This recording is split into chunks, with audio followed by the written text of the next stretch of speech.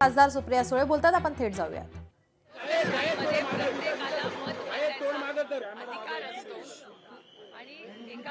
भारत ही एक सशक्त लोकशाही आहे आणि त्याच्यात प्रत्येकाने आपलं मत मांडण्याचा त्याला अधिकार संविधानाने दिलेला आहे.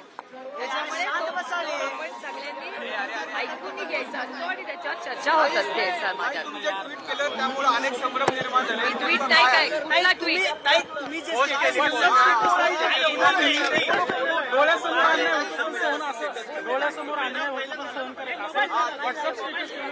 डोळ्यासमोर शब्द नाही वापरलेला जे आहे व्हॉट्सअप स्टेटस वाचलं नाही. एक मिनिट जे स्टेटस ठेवले त्यानंतर महाराष्ट्रात पुन्हा चर्चा सुरू झाली. तुम्ही म्हणताय की सहन करायला शिका. नेमकं काय आणि मी म्हणत नाहीये.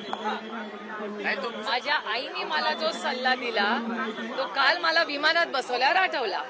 तो मी ट्विट केला. आम्ही मी व्हॉट्सअपवर माझा पर्सनल स्टॅटस येतो. एका सशक्त लोकशाहीमध्ये स्वतःचं मत मांडणं ह्याच्यात गैर काय. आणि एक भावना असते. वर्धापन दिनाच्या पहिल्या दिवशी आल्या काही जो वर्धापन दिन साजरा होतोय. खरं तर 2 वर्धापन दिन साजरे होत आहेत. पुढच्या वर्षीचा वर्धापन दिन आम्हाला राष्ट्रवादीचा एकत्रित बघायला मिळेल अशी अपेक्षा आहे. ची अपेक्षा असतील तर मी जी माझ्या जे वरिष्ठ आहेत त्यांना कळवेन. कार्यकर्त्यांची अपेक्षा कार्यकर्ते जे आहेत ते बोलताना पाहायला मिळतात. प्रदेश अध्यक्षांनी आमदारांनी 4 आमदारांनी गेल्या 26 वर्षात राष्ट्रवादी काँग्रेस पक्षाच्या ज्या ज्या नेत्या पदाधिकारी कार्यकर्ते ही संघटना आहे.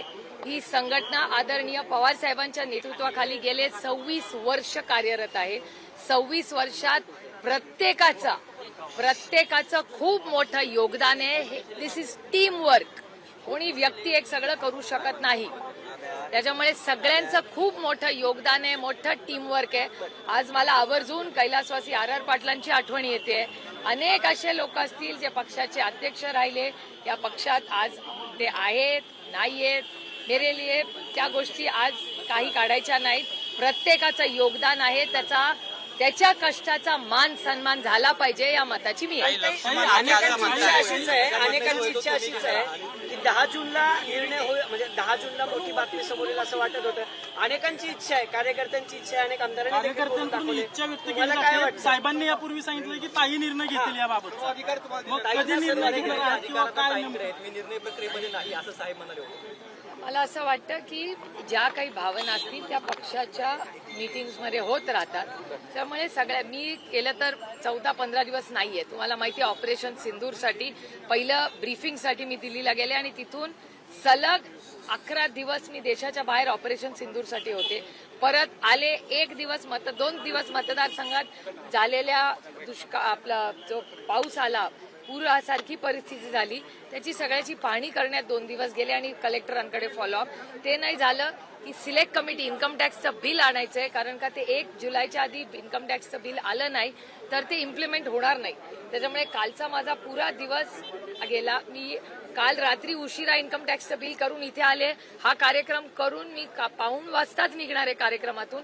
कारण का आज 7 वाजता माननीय प्रधानमंत्र्यांनी आमच्या सगळ्यांचं डीब्रीफिंगसाठी बोलवलं आहे 7 वाजता. कारण ह्या सगळ्या दौऱ्यामध्ये काय फीडबॅक देशातून आलेला आहे त्याचं एक डीब्रीफिंग ऑलरेडी डॉक्टर जयशंकरजींना झालेलं आहे. आणि त्यानंतर आज माननीय प्रधानमंत्र्यांनी आम्हाला सगळ्यांना जे खासदार या ऑपरेशन सिंदूरच्या ग्रुप 7 जे 7 ग्रुप गेले होते त्या सगळ्यासाठी आम्हाला आज 7 वाजता बोलवलं आहे. त्याच्यामुळे मी पक्षाचा कार्यक्रम करून लगेच 2:15 वाजता निघणारे कार्यक्रमातूनच. त्याच्यामुळे या सगळ्या प्रक्रियेमध्ये गेल्या 15-16 दिवसामध्ये ना संघटनेशी कुणाशी बोलायला ना घरात कुणाला ना नवरा ना मुलं कुणाशीच बोलायला गेल्या 15 दिवसात खरंच वेळ नाही मिळाला. लक्ष्मण आखे असं म्हणतात की हा काळा दिवस आहे. वर्धापन दिन म्हणजे ओबीसी समाजासाठी काळा दिवस आहे. हे लोकशाही आहे. प्रत्येकाला बोलायचा अधिकार आहे. लोकशाहीत लोक मांडत असतात. मोठी भूमिका पार पडली वर्धापन दिनानिमित्त. कोणी 24 वर्ष अनेक वर्धापन दिनाची नियोजनाचे कार्यक्रम असतील. आज आठवण येते दादा. पक्षाच्या कोर ग्रुपमध्ये त्या विषयाची कधी चर्चा झालेली नाही आणि येईपर्यंत संभवत नाही. एक भाग आता अन्याय आणि वगैरे वगैरे जे काय म्हटलं गेलेलं आहे ते कशा संदर्भात म्हटलं गेलं याची काही मला माहिती नाही. नेमकं त्याच्यामधलं माहिती प्राप्त झाली असती किंवा त्याच्यात नेमकं कशाबद्दलचा अन्याय आहे हे व्यक्त झालं असतं तर नक्कीच राष्ट्रवादी काँग्रेस पक्षाचा अध्यक्ष म्हणून त्या संदर्भातलं पक्षाचं अधिकृत मत मी त्या ठिकाणी प्रदर्शित केलं असतं. आपल्याला आवडणार आहे का जर दोन्ही पक्ष एक होत असतील तर तुम्ही अध्यक्ष आहात? हा माझ्या आवडीनिवडीचा प्रश्न नाही, हा व्यक्तिगत प्रश्न नाही. दादांच्या नेतृत्वाखाली आम्ही सामूहिक निर्णय घेतला एनडीएमध्ये सहभागी होण्याचा. मी वारंवार स्पष्ट केलं, आज वर्धापन दिनाच्या निमित्ताने सुद्धा स्पष्ट करतोय की 2014 सालापासून भारतीय जनता पक्षाबरोबर सत्तेमध्ये जाण्याचा निर्णय अनेक वेळेला पक्षामध्ये सातत्याने त्यावेळेला झाला. निर्णयाच्या अंमलबजावणीच्या आसपास आम्ही पोहोचलो आणि निर्णय त्यावेळेला बदलले गेले. का बदलले गेले, कशामुळे गेले त्याच्या तपशिलामध्ये मी जाऊ इच्छित नाही. पण नंतर दादांच्या नेतृत्वाखाली आम्ही हा एक विचार नक्की केला की स्वर्गीय चव्हाण साहेबांच्या भावना त्यांनी ज्या कालावधीमध्ये व्यक्त केल्या होत्या की बहुजन समाजाच्या व्यापक हितासाठी सत्तेमध्ये असलं पाहिजे, हा सत्तेमधला सहभाग एनडीएमध्ये जाऊन करण्याचा आम्ही निग्रही विचार केला. पण त्याचबरोबर आमचा धर्मनिरपेक्ष विचार, शिवशाहू फुले आंबेडकरांची सामाजिक समता याला जराही बाधा येणार नाही या भूमिकेतून आम्ही एनडीएमध्ये सहभागी झालो. आणि उद्याच्या भविष्यातली आमची वाटचाल ही देशाचे पंतप्रधान नरेंद्र मोदी साहेब, अमित शहा यांच्या नेतृत्वाखाली एनडीएमध्येच सतत राहणार आहे.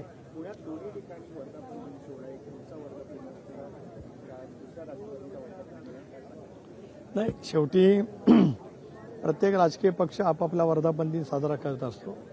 खरं आहे की एकत्रित राष्ट्रवादी काँग्रेस पक्ष 10 जून 1999 रोजी स्थापन झाला. आज निवडणूक आयोगाने दोन्ही पक्षाला मान्यता दिलेली आहे. स्वाभाविकपणाने आपला वर्धापन दिन साजरा करण्याचा अधिकार प्रत्येकाला लोकशाहीच्या माध्यमातून आहे. 2014चा तुम्ही उल्लेख केला की त्यावेळेस निर्णय झाला होता ऐन वेळी वेगळा निर्णय झाला. असं आतापर्यंत म्हणजे आता 2014 ते 2025 10 वर्षांचा कालावधी असे किती वेळा प्रयोग झाले होते, म्हणजे झाले होते का मुळात आणि किती वेळा झाले? प्रयोग झालेले मी वारंवार स्पष्ट केले आणि विनाकारण या सगळ्या प्रक्रियेमध्ये अजितदादाच बदनामीच्या फेरीमध्ये राजकीयदृष्ट्या, बाकी कुठलं नाही, विनाकारण करण्याची भूमिका त्या वेळेला कदाचित कळत कदाचित न कळत झाली असेल. पण लोकशाही मराठी ऐका, पहा, जागरूक रहा.